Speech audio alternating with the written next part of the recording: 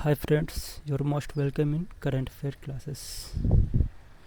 हाल ही में डीआरडीओ ने किस हथियार प्रणाली का सफल परीक्षण किया जो लंबी दूरी तक सटीक मार करने में सक्षम है? Agniveer ballistic missile, BrahMos supersonic cruise missile, Pinaka long range guided rocket, Akash air defence system. Answer होगा Pinaka long range guided rocket. रक्षा अनुसंधान एवं विकास संगठन डीआरडीओ ने हाल ही में Pinaka long range guided rocket का सफल परीक्षण किया। यह रॉकेट प्रणाली स्वदेशी तकनीक पर आधारित है और दुश्मन के ठिकानों पर लंबी दूरी से सटीक हमला करने में सक्षम है। इससे भारतीय सेना की मारक क्षमता और आत्मनिर्भर भारत अभियान को मजबूती मिलेगी। हाल ही में इजरायल ने 2026 के लिए किस व्यक्ति का इजरायल पीस प्राइज देने की घोषणा की है, जो पिछले 80 वर्षों में पहली बार किसी गैर इजरायली को दिया जाएगा? A Joe Biden, B Elon Musk, C Donald Trump and D Vladimir Putin. Right answer है डोनाल्ड ट्रंप। इजरायल सरकार ने वर्ष 2026 के लिए इजरायल प्राइज देने की घोषणा की, जो देश का सर्वोच्च नागरिक सम्मान माना जाता है। यह सम्मान पूर्व अमेरिकी राष्ट्रपति डोनाल्ड ट्रंप को दिया जाएगा। खास बात यह है कि पिछले लगभग 80 वर्षों में पहली बार यह पुरस्कार किसी गैर इजरायली नागरिक को दिया जा रहा है, जिससे यह खबर प्रतियोगी परीक्षाओं के लिए अत्यंत महत्वपूर्ण बन गई। प्रधानमंत्री नरेंद्र मोदी ने हाल ही में महिला सशक्तिकरण के प्रतीक के रूप में किस पारंपरिक शिल्प को हाईलाइट किया है? Madhubani painting, Kalamkari Narsapuram lace craft, Phad painting. Right answer है Narsapuram lace craft. Narsapuram lace craft Andhra Pradesh के पश्चिम गोदावरी जिले के नरसापुरम क्षेत्र की प्रसिद्ध पारंपरिक कढ़ाई कला है।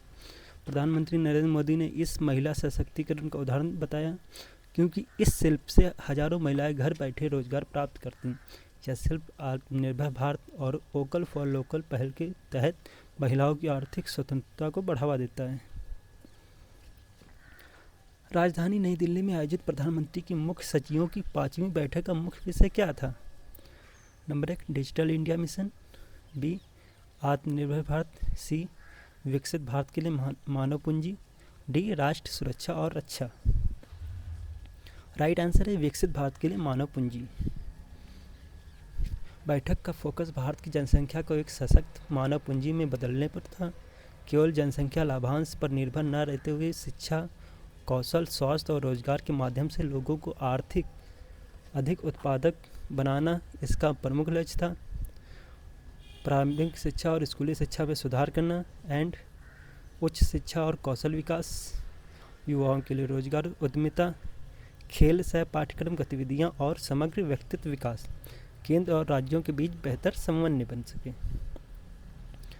क्षेत्रीय स्तर का प्रदूषण नियंत्रण अभ्यास, area level pollution control exercise या regional level pollution response exercise किस एजेंसी द्वारा आयोजित किया गया?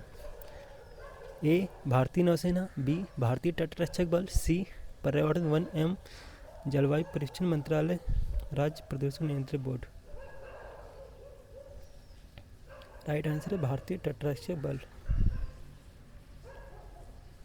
भारतीय तटरक्षक बल Indian coast guard ICG Bharat समुद्री प्रदूषण से निपटने के लिए भारत की नोडल एजेंसी है। तटरक्षक बल तेल रिसाव, रासायनिक प्रदूषण और समुद्री आपदाओं की स्थिति में त्वरित प्रतिक्रिया सुनिश्चित करने हेतु नियमित अभ्यास आयोजित करता है।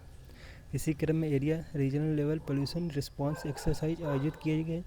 विभिन्न केंद्रीय एवं राज्य एजेंसियों के बीच समन्वय बेहतर हो सके, प्रदूषण की आपात स्थिति में तत्काल कार्रवाई क्षमता बढ़े, समुद्री एवं तटीय पर्यावरण की सुरक्षा सुनिश्चित की जा सके। हाल ही में किन दो देशों ने अपनी सीमा पर चल रहे संघर्ष को समाप्त करने के लिए संघर्ष विराम सीजफायर पर सहमति जताई? भारत चीन, बी रूस Ukraine, C Thailand Cambodia, D Israel Lebanon. Right answer है थाईलैंड कंबोडिया। हाल ही में थाईलैंड और कंबोडिया के बीच सीमा विवाद वाले क्षेत्र में तनाव और झड़पों की खबरें सामने आई थी। दोनों देशों के बीच विवाद का मुख्य कारण सीमावर्ती इलाकों में सैन्य गतिविधियों और क्षेत्रीय दावे रहे। स्थिति को बिगड़ने से रोकने के और शांति बनाए रखने के लिए थाईलैंड और कंबोडिया ने संघर्ष विराम सीजफायर पर सहमति जताई, जिससे सीमा क्षेत्र में तनाव कम हुआ। आसियान क्षेत्र में स्थिरता बनाए रखने में मदद मिली। किस देश ने high speed train maglev test में मात्र 2 सेकंड में 700 किलोमीटर घंटा की रफ्तार हासिल की? जापान, जर्मनी, चीन, फ्रांस। राइट आंसर है चीन। चीन ने हाल में अत्याधुनिक मैगलेव तकनीक का परीक्षण किया। इस टेस्ट में ट्रेन ने सिर्फ 2 सेकंड में 700 किलोमीटर पर आवर की गति प्राप्त की, जो विश्व में एक उपलब्ध मानी जा रही। यह तकनीक सुपर कंडक्टिंग मैगलेव और लो वैक्यूम टेस्ट ट्रैक सिस्टम पर आधारित, जिससे घर्षण लगभग समाप्त हो जाता है। हाल ही में बांग्लादेश के किस पूर्व प्रधानमंत्री का निधन हुआ है? शेख हसीना, मोहम्मद यूनिस, बेगम खालिदा जिया, जियन रहमान। राइट आंसर है बेगम खालिदा जिया। बेगम खालिदा जिया जो बांग्लादेश की पहली महिला प्रधानमंत्री थी, का 30 दिसंबर 2025 को 80 वर्ष की आयु में निधन हो गया। वह बांग्लादेश नेशनलिस्ट पार्टी BNP की अध्यक्ष भी थी और देश की राजनीति में एक प्रमुख नेता के रूप में 1990 के दशक से सक्रिय रही।